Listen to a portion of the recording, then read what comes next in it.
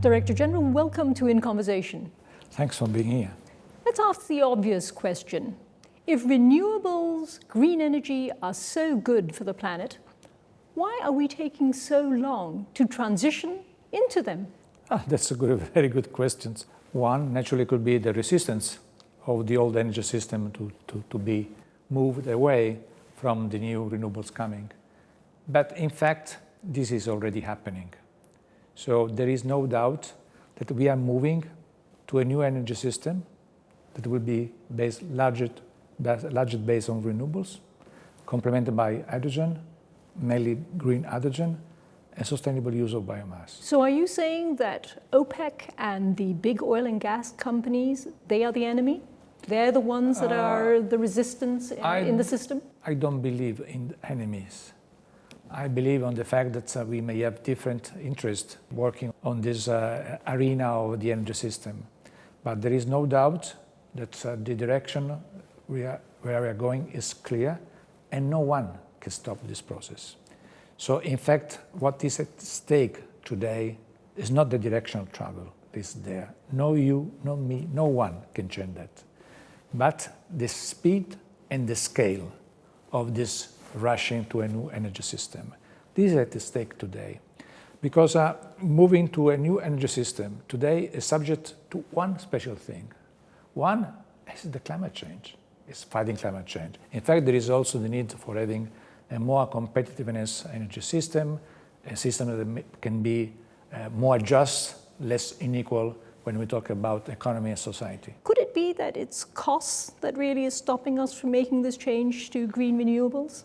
That it's still cheaper to have a coal-fired power station than to have a wind farm? I don't think this, because we are experimenting now along all this here, how renewables has become more and more competitive. In the last year, in the third part of the world, renewables has been the most competitive way to produce electricity. And also, if we see the process of the installed capacity in the world, we have seen that year after year, we have more new installed capacity by renewables and less installed capacity by the traditional fossil fuel. But China is still building, even as we speak, coal-fired power stations. I think they have stopped to fund coal power station abroad, and this is already a good result. We are also to think that 40% of new solar installed capacity last year was in China. So they are moving. Naturally, China is a continent. It's very complex. And we have to understand that everyone has to face his own reality. But we honestly think that their goal of net zero by 2060 will be achieved before that date. And we also know that their goal for 2030 has been already close to be achieved very well in advance. So we trust the capacity of China to respect their commitment and perhaps achieve their goal before the 2060. Well, if we also want to start pointing fingers, then we really must also point fingers at the US as well as Europe, because if we look at the data over the last 30 years, they have been tremendous polluters. Do you think it's fair when developing countries here in Asia say, well, you know, America and Europe ought to be paying for this move towards renewable. After all, they were the big producers and they're the ones who benefited from industrialization. So that's a point, naturally. Naturally, mistake of the past has not been a reason for repeating the mistake today. But you might have to own up to it and pay for it. But when we talk about who has to pay for it, we think that all the cooperation approach has to be rewrite. So naturally, we have to go for a more collaborative form of cooperation. And we strongly hope also in our way to the COP27 in Sharm el-Sheikh and COP28 that this new way of making cooperation happen may be really, really right. I think developed countries can not only look at mitigating the CO2 emission, they have to support countries in building their own capacity. This is very key. It's good that we talk about somebody paying the bill, but the truth of the matter is, isn't it very difficult to make anybody actually foot the bill for this transition, this move to green energy? But if not, we are all paying the bill. So if we don't do nothing, the bill will be much more expensive than building the new energy transition. So naturally, we have to look and rewrite the cooperation. There is no doubt. There is this famous promise of the 100 billion per year that is to be there. But at the same time... And has not been fulfilled. Not yet, but in fact, we think that we need much more than the 100 billion. We need trillions for making things happening. So we have to work not only on the basis of what could be the financial engagement of the developed world. We have to also be able to build the legal environment that provides for more investment, the way to de-risk investment. So we have to rewrite the rules of the cooperation and working for a more collaborative framework. We want to all work for independence. But if you want independence, it's not just who is building the solar panel, mainly China today. It's also who is factoring. So we have to build factoring everywhere in the world. So why not in the developed world? The supply chain could be made in a more distributive way for ensuring more equality, more opportunity, and also a decentralization of the supply. So all these things have to be thinking together when we look at the cooperation.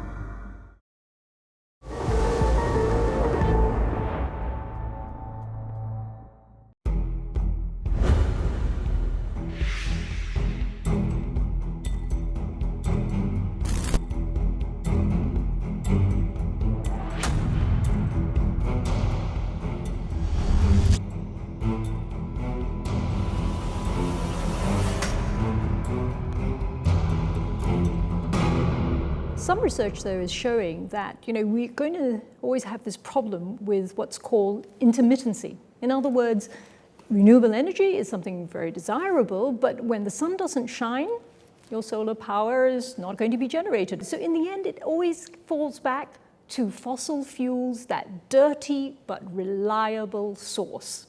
How are we going to get around that? This is a legend. Not true, you're saying? It's not true at all. So this starts from the assumption that all fossil fuels are always available. Well, it is. It's a stored energy. When I have coal and I burn it, it will generate energy. So what it means? It means that if you can use all the fossil fuel, coal, oil, gas, the intrinsic quality is for providing the base load is not on the fuel, it's on the logistic. Now that we have learned from the Ukraine crisis, price went up, volatility is there. So there is an intermittency also on gas. So the question is not the fuel, it's the logistic. We have to build harbor, we have to have ship, we have to build pipeline, we have to build for making fossil fuel to be arriving in the house of everyone. The logistic is relevant also for renewables, and with less logistic than for the fossil fuel, renewables can provide electricity without any problem of intermittency, because we can store renewables. With the dams, with the hydropower, we can store electricity. With geothermal, we can store electricity. So the question is not the fuel. The question is the logistic that is built around our energy system. So with the right logistic, the energy system based on renewables can work without intermittency problem. Well, you mentioned, though, the storage in things like dams, which is entirely true, because in that sense, the water is your store, or various other kinds of storage. It's true, but doesn't it also come around to batteries? Batteries, in fact, are the ones that everybody knows. It's in our handphone, it's in our EVs, our electric vehicles. If we don't have more efficient batteries, isn't the whole dream of green renewables just going to stay a dream? No, it becomes a reality. First of all, because the cost of batteries is going down dramatically. We can have a circular economy. We can try to be more efficient So we can manage all this. So these are all arguments that has been built to delay the process because there are consistent interests that still are there for the old system. But these are all legends. But an average person does know that the battery in their handphone does decline in efficiency. So wouldn't that also be the problem that we'd have for any kind of storage on a battery level at least that we would have for renewables, that with time the efficiency would go down? And then the other problem is, of course, that batteries, at least as they are now, use rare earths. Digging up rare earths, as we all know, is damaging the environment as well. So that's not a path we need to go down. So doesn't technology really have to change considerably before green renewables can really be effective? We don't think. We don't think that in the immediate and the medium long term there is a barrier. Rare earth they are called rare earth, but they are not rare. And also we are going to new technologies that use less mineral, are using different minerals. We are going to save energy just with steel and sand.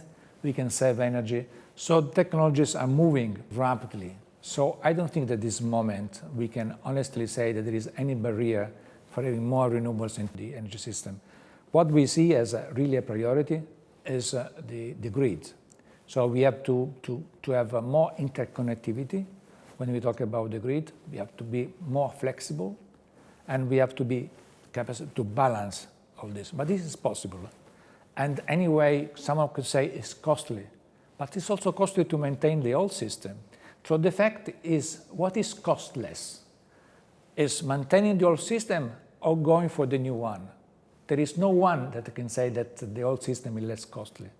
Absolutely. It's the new one that is going to be more economical. So what we have to understand now is how we can go in this transformation to the new energy system at the speed and the scale that is coherent with the achievement of the Paris Agreement goal. Because at the end, we have to be very careful that we don't pay the cost of inaction with a tremendous impact on climate change that we are seeing already today. People talk about the cost of moving to green energy, but is there actually a financial benefit to moving to green energy? This is just a fact. So if we are saying, as we say, that renewables now in 2/3 of the world are more competitive than fossil fuel production, what we are saying that we have more money. And this will also be money for the consumers, because the consumer will pay less for their own electricity. So and when we talk about job, this is revenue going to the family. So the cost that we cannot support anymore is the cost of maintaining this old system still there. This is the cost. The movement to a cleaner energy system are mainly benefits.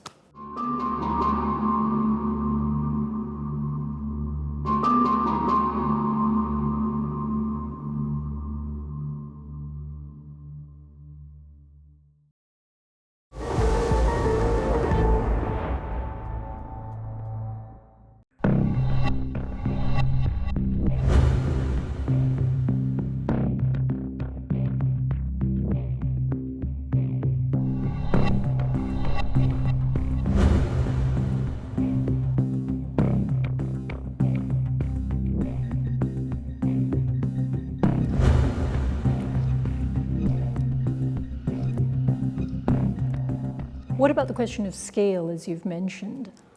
At the moment, at least on current technologies, wind farms would have to occupy vast areas to generate energy, which wouldn't even be enough to supply a medium-sized Asian city.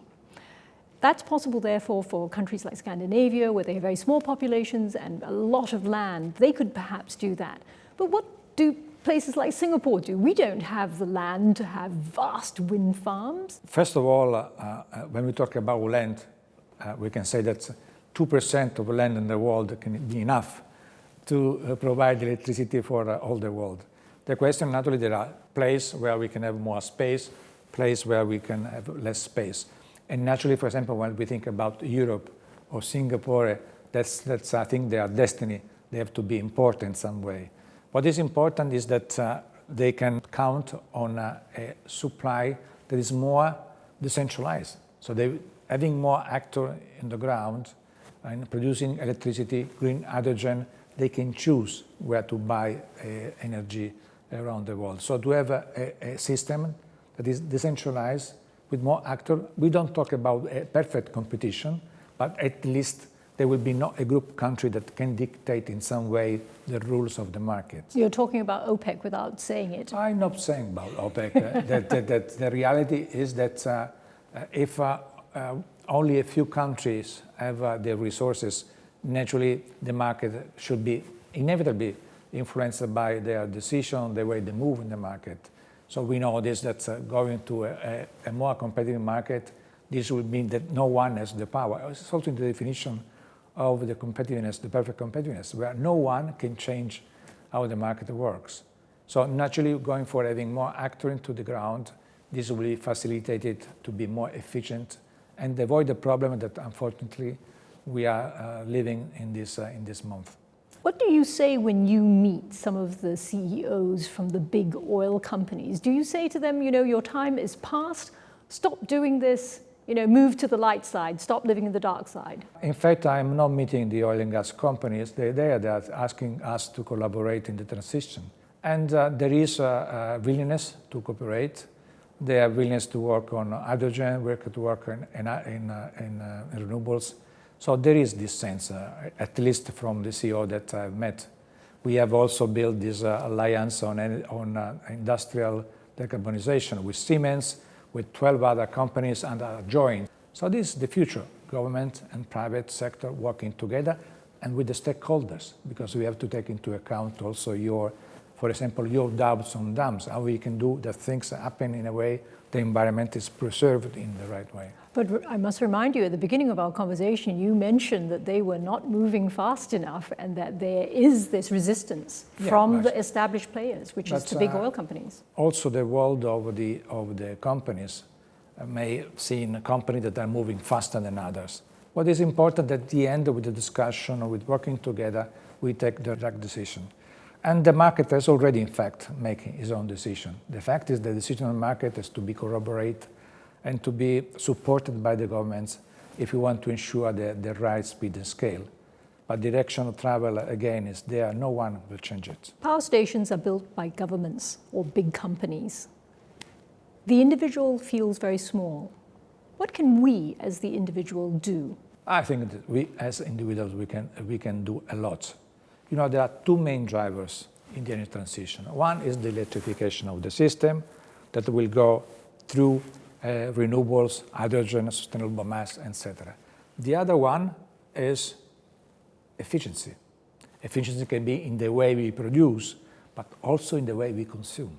So the consumers has a big role in making market working differently. Every one of us can have his piece of contribution, drop after drop, and the end we'll see. But if as a consumer, for example, I buy an electric vehicle, and that seems to me to be making a green choice, yet when I plug it in, it's to a grid that is from a coal-fired power station. That feels a little contradictory, doesn't it? First of all, as it can appear, but coal will run away and the electric car will remain. So you're saying that it's still worthwhile buying an electric vehicle, even if it's now on a grid that is coal-fired? Naturally, today still we have 2/3 of energy that is based on fossil fuel. This will change. At the end of 2050, 90% of electrification will be renewables. So naturally, we cannot have everything happening in the same right moment. But what is important, the people is orienting their choice. We want to go green, and this will push government and the utilities to provide for the recharging station as it should be, and all these kind of things. So making the markets, so the role of the consumer, make the market also going closer to a green trajectory. What about the consumer who says, this all sounds very nice. I, in principle, support the idea of green renewables, but I don't want to inconvenience myself too much. Why does it matter in the end? So I will try to give a frame to respond to it.